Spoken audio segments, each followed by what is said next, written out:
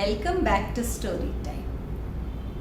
On the auspicious occasion of Dashera, let us hear a story about how even in the Ramayana, goddess Durga was worshipped. As we know, Ravana had not heeded to any of the good advice given either by his ministers, his own brother, or even the emissaries of Sri Ramchandra ji. So, even after being persuaded or threatened, Ravana refused to give up Mother Sita. And so, Sri Ramchandra ji's army had reached Lanka and a great battle had begun. Ravana had lost all of his great heroes. His sons, his brothers had all fallen dead, and Ravana had realized that soon his defeat would come and stand in front of him. And so he decided to perform the great Chandi Mahayagna. It is known that one who performs the Chandi Havan is blessed with great power and no harm can fall on him. And so this was Ravana's ploy. As soon as Hanumanji came to know of this, immediately he went in the guise of a brahmachari. He went as a sweet Brahmin and mingled with all the other 100 Brahmins who were performing this yagna.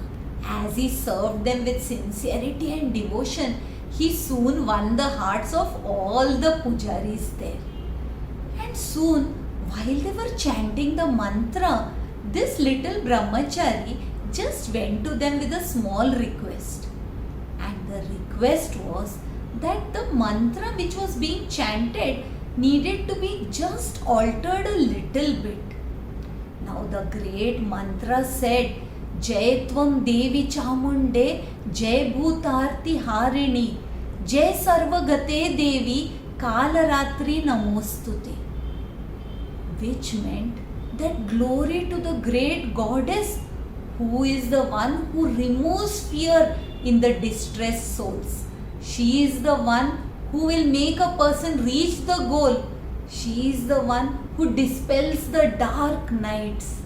So Hanumanji just asked them to change the line Jai Bhutarti Harini into Jai Bhutarti Karini.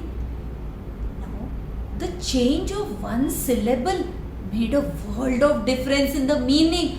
However, the Brahmins were so impressed by Hanumanji that they agreed immediately.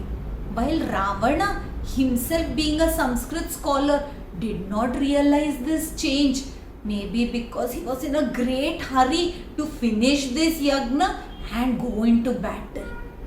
And so, this new mantra which was chanted did not provide any protection to Ravana.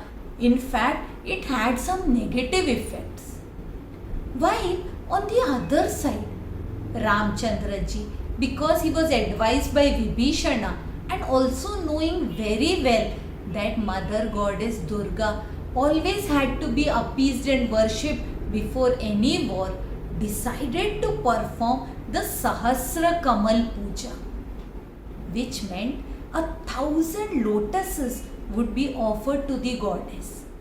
So Ramchandra ji built an image of goddess Durga out of clay and sand, and then offering one lotus after another and chanting mantras and hymns began to devotedly pray to the mother goddess.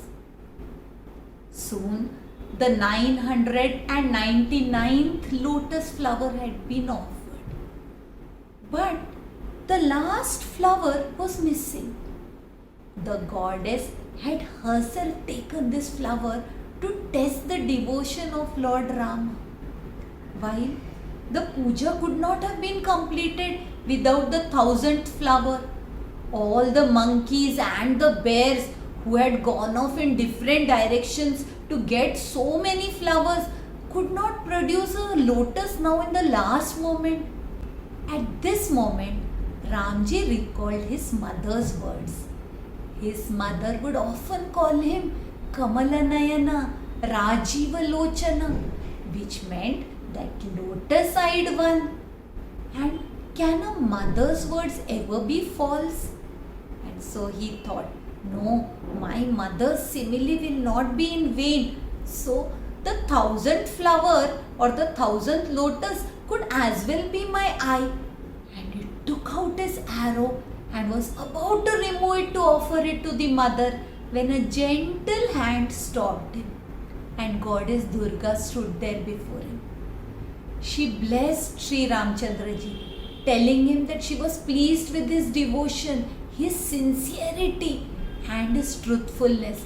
She said, "Indeed, you are the best among men." And she asked him what he wanted. While Ramchandraji, though he was the Lord himself, but because he had come on earth in his avatar, he had to behave like how other men do.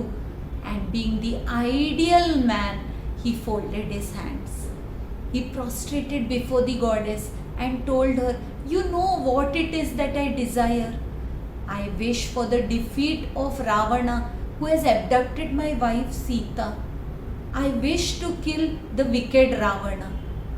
And Goddess Durga blessed Ramchandraji. She said, "Anyway, victory would have been yours, for you are fighting for the side of justice and goodness. You are fighting for dharma, and I bless you with victory." After this, victory was assured. The next day in battle, Ramji killed Ravana and rid the earth of a great menace of this wicked Asura. And this day, when Ramchandraji with Goddess Durga's grace killed Ravana, is celebrated as Dashera.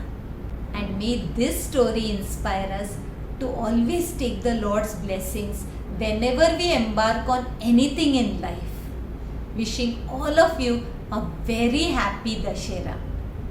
I hope you liked today's story.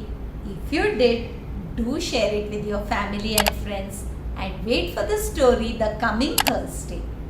Until we meet again, Hari Om.